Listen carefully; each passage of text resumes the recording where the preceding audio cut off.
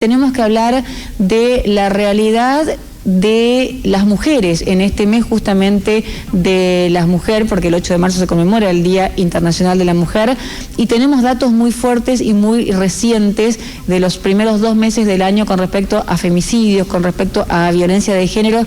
Estamos por eso justamente con nuestro abogado amigo, hay que decirlo ya, Matías Robledo, que justamente tiene mucha vinculación con el tema de la mujer, la niñez y la adolescencia. Matías, buenas noches. ¿Qué tal? Muy buenas noches. Así es, efectivamente, un placer estar con ustedes nuevamente. Mati, antes de comenzar a hablar del tema, te invito a ver unas placas que preparamos para obtener conocimiento de los números que son muy concretos. Fíjense estos datos. En lo que va del año se registró un femicidio cada 26 horas, o sea, prácticamente un femicidio por día. Una mujer por día murió en lo que va del año. Durante enero y febrero hubo 54 femicidios, entre ellos 2 travesticidios. A ver, 38 de los 54 casos relevados tuvieron lugar en la casa de la víctima, y esto tiene que ver con lo que se dice siempre, el agresor generalmente está al lado de la víctima. 4% al 63% de los agresores, o sea, 34 de los casos, eran parejas o exparejas de las víctimas. A raíz de los asesinatos, y este es un dato que a mí personalmente me duele muchísimo, 64 hijos quedaron sin madre, o sea, quedan huérfanos, porque los padres generalmente terminan presos, sin madre, a la deriva de la justicia, de algún familiar. El año pasado el gobierno destinó, fíjense esta cifra, 1.877.337 millones que se reparten en 14 áreas del Estado justamente para concientizar sobre la violencia de género. De estas 14 áreas, 8 no gastaron todo su presupuesto con porcentaje de ejecución de hasta un 0%. ¿Qué significa esto? Antes de pasar a la próxima placa, que ese dinero que no gastaron, este año lo pueden gastar en cualquier cosa. O sea, nada que ver con lo que el dinero fue destinado. Eso es un dato sumamente importante a tener en cuenta. El Ministerio de Transporte gastó el 5,6%. El de Obras Públicas, que tenía un crédito inicial de 833.5 millones, gastó 0%. O sea, todo ese dinero este año lo pueden gastar en lo que ellos quieran, porque ya es mandato cumplido, por decirlo de alguna manera, ¿no? 3 áreas más gastaron menos del 50% de lo que debían. Estas áreas fueron ciencia, tecnología e innovación, que redujo un 32,1% de lo que pretendió destinar al inicio del 2021. Se les redujo, porque como no gastaron, bueno, no van a tener el mismo presupuesto, tienen menos presupuesto. Estas son algunas de las placas que teníamos, y pusimos justamente, Matías, el tema de los números tan dolorosos con el tema del dinero que el gobierno nacional destina para teóricamente prevenir sobre violencia de género, prevenir sobre los femicidios, y por alguna manera se explica, o esto de alguna manera explica, digo, que desde que se fundó el Ministerio de Género y demás, no disminuyeron los casos de femicidios. Efectivamente, Laura, es como vos decís, la verdad es que estos números causan mucho dolor, y lamentablemente, no sé, es una mala noticia que hay que dar, que van a seguir subiendo, porque en realidad las políticas de género y de protección y de promoción de derechos de género, de la niñez, de todo el paquete normativo que se tiene, o de protección que el Estado tiene con respecto a las personas vulnerables, muchas veces queda en una publicidad televisiva, queda en una red social, pero a la hora de efectivizar el cumplimiento real de las normas, nos encontramos con estas realidades que superan muchas veces las expectativas que uno tiene con tanta promoción y publicación. Sin ir más lejos, también veía un titular donde el Ministerio de la Mujer gastó no sé cuánto dinero en comprar cestos de basura.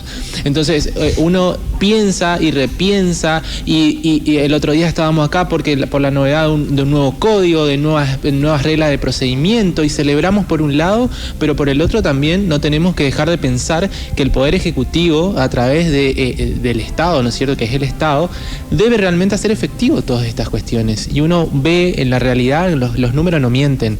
Este número de niños que han quedado sin familias, 64. Vamos a decir sin familia, ¿sí? Porque la realidad es que los victimarios, los que cometen los femicidios, como vos decís, están detenidos, a veces no, pero por supuesto que los niños, los hijos son los primeros que reciben también el abandono de sus padres y por supuesto viven en un contexto de violencia constante, donde inclusive muchas veces la familia de parte del progenitor no presta tampoco la colaboración para con los hijos, porque genera, digamos, una cuestión de enojo, exacto, inclusive con los propios hijos de a quien le culpan porque está en la cárcel o porque cometió algún hecho con respecto a la mujer. Y siempre, digamos, esto de por algo habrá hecho esto, por algo le pegó, por algo le mató. Eso, ¿no? Y seguimos con eso y la verdad es que esto sigue atrasando un montón y la verdad que las personas tienen que tomar conciencia y tanto cuando se habla de niñez, cuando se habla de violencia de género,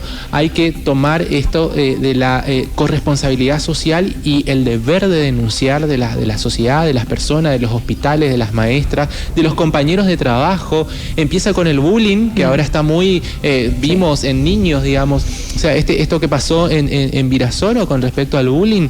Esto nos da una señal de que en esta casa del chico que comete el bullying hay una situación de violencia impresionante. Entonces, la escuela también es un foco de detección, los hospitales son un foco de detección, los embarazos continuados, uno tras otro, también son un foco de detección. ¿Por qué no los detectamos, Matías? ¿Por qué no se detecta todo Yo esto? creo que hay una gran falta de capacitación en la sociedad y una falta de entendimiento. Nos quedamos todos con por ahí esta cuestión que te decía la publicidad, decir, bueno, no, la violencia de género, pero las cosas siguen sucediendo. Y te vas a una comisaría y te toman la denuncia. Exactamente, entonces hay que hacer un cambio real, los funcionarios tienen que tomar realmente la seriedad del caso. Estos números van a seguir aumentando, es lamentable que esto suceda.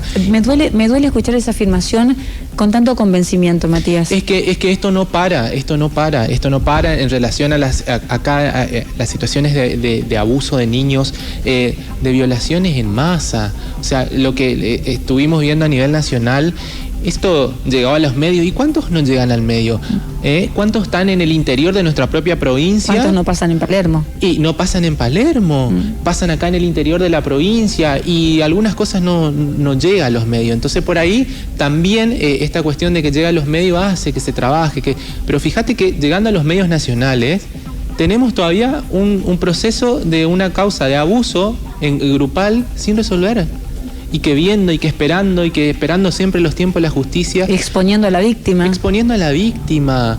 Y sobre todo, no solamente exponiendo, digamos, su imagen, sino que además la situación de que todos hablen, de que todos opinen, de propias mujeres que no son empáticas con la situación. Entonces, esto es lamentable, pero la verdad es que apena mucho y necesitamos capacitación y concientización urgente. Me parece que para finalizar, Matías, estos números demuestran que la realidad pospandémica, porque bueno, tenemos un cierto grado de tranquilidad con la pandemia, no mejoró mucho, ¿no? No mejoró mucho. Lo que la pandemia mostró era por supuesto, un avance y un aumento de números en cuanto a la violencia porque estábamos más tiempo en casa, pero adelantó el proceso de la violencia. La violencia es un proceso donde hoy te grito, mañana te empujo, después ya te pego, después te insulto, después me vuelvo a enamorar, te vuelvo a pedir disculpas, siempre adentro del contexto familiar, de la casa. Entonces, lo que hizo la pandemia fue acelerar el proceso de la violencia. Claro.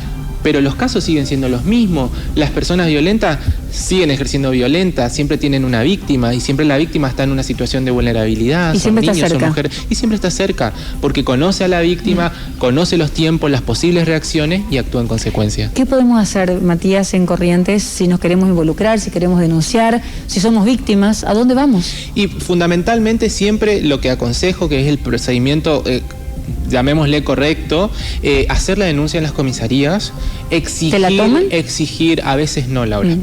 A veces no, pero debemos tener conciencia y tomar conciencia que si estamos acompañando, si somos víctimas de violencia, hay que exigir la denuncia, no una exposición. No vale, no sirve una exposición. Hay que hay que hacer la denuncia, es la única forma que el fiscal o el juez intervenga en tu caso. Si no, hay que acercarse a las defensorías de pobre ausente, hay que ir a la fiscalía también. Hay un consejo de la mujer que trabaja en el acompañamiento de mujeres víctimas que también tiene sus tiempos, digamos, pero siempre hay que denunciar, hay que llamar al 144. El 144 es una línea que es informativa, si se quiere, pero a nivel local acérquense a la comisaría, denuncien. No importa que sea la mujer y el menor, cualquier comisaría les debe tomar la denuncia. Sí. Esto es muy importante lo que dice Matías, porque si no podemos terminar muertas, y esa es una realidad lamentable, pero es una realidad. Matías, gracias como siempre. A ustedes.